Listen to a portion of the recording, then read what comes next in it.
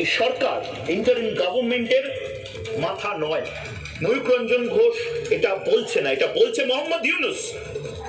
আমি রেসপেক্ট করি নোবেল বিজয়ী মোহাম্মদ ইউনুসকে, এবং আমি দেখছি যে মোহাম্মদ ইউনুস এটা স্বীকার করছে এবং বলছে যে সবাইকে নিয়ে এক পরিবার হিসেবে বাংলাদেশ এগিয়ে চলবে। কিন্তু বাংলাদেশ এগিয়ে চলবে, কিন্তু বাংলাদেশের যে রথ, সেই রথের একটা চাকা যদি ভেঙে যায় তাহলে তো বাংলাদেশ চলতে পারবে না। স্যার স্যার আপনাকে বলছি, যদি আপনি ময়ূককে দেখেন, জবাব চাই, বাংলা শোনেন, আপনাকে বলছি স্যার, মোহাম্মদ ইউনুস স্যার, আপনি বাংলাদেশটাকে চালাতে তখনই পারবেন যদি মৌলবাদীদের আপনি জেলে পড়েন এবং সেই জেলে পড়ার দায়িত্বটা শেখ হাসিনার থেকে শেখেন, কিভাবে জেলে পুড়তে হয়।